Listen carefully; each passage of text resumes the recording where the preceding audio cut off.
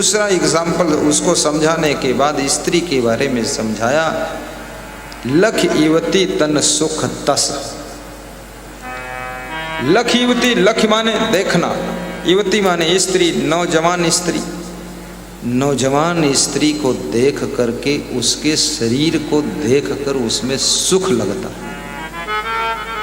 बड़ा खतरनाक विषय है। विशाल देव जंगल में बैठते थे, एकांत में बैठते थे, कहाँ स्त्री का वर्णन कितना गहराई से किया। महात्मा लोग बड़े कृपालु होते। लख युवती तन सुख तस, और सुख कहाँ का? चर्म मूत्र स्पर्श।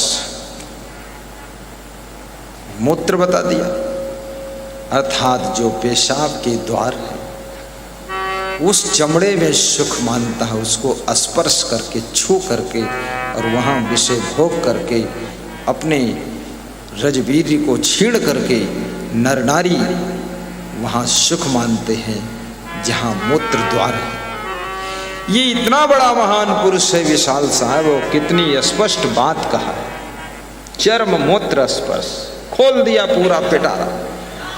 आज कोई स्त्रियां नहीं इसलिए खुलासा कह देता, ये पुरुषों के लिए भी स्त्री, इसमें सुख कहाँ है? सभी दुख का कारण तो यही है, विषय भोग।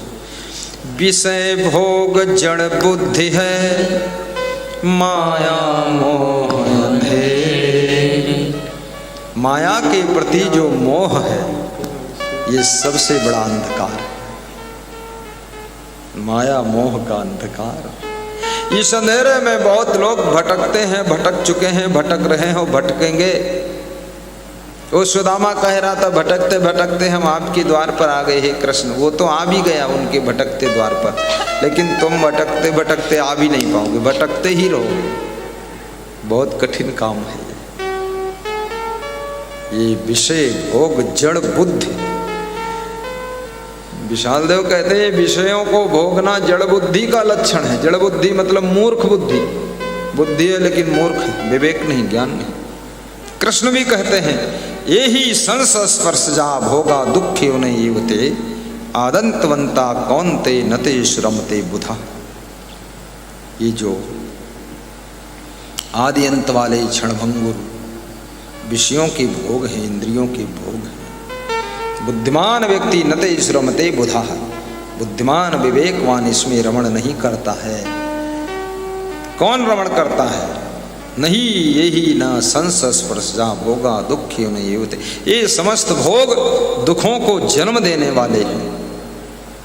ये बहुत बड़ा विषय है, इसको लोग समझ नहीं पाते हैं और जीवन भर दुख को मिटाने का उपाय करते हैं और दुख मिटता नहीं है, क्योंकि जो बीमारी की जड़ है उसका इलाज ही नहीं हो रहा।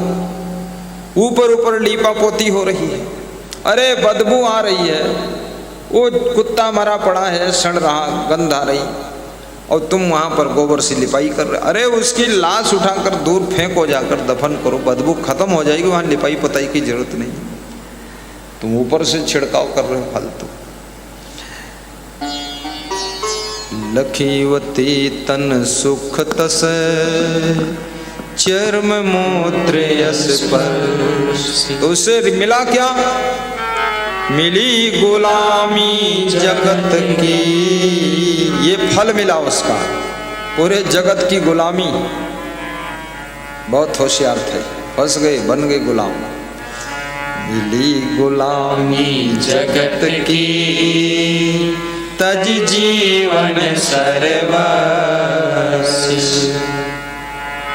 कभी कभी मन में लहर आती है, अरे सब वैराग्य ठीक है, लेकिन धीरे धीरे शरीर भी शिथिल हो रहा है, वृद्धावस्था।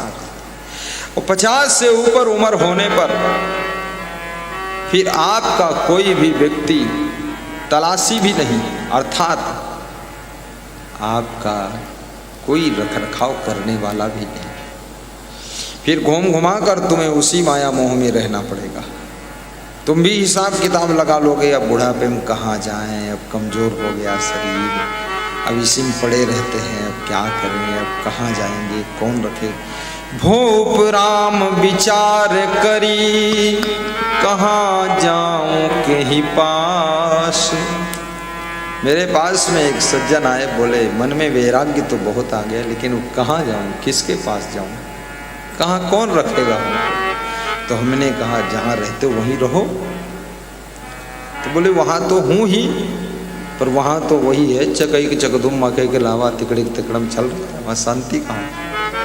वहाँ तो वही माया मोह का अंधकार है, सब धक्का मुक्की चालू है, चैन नहीं शांति।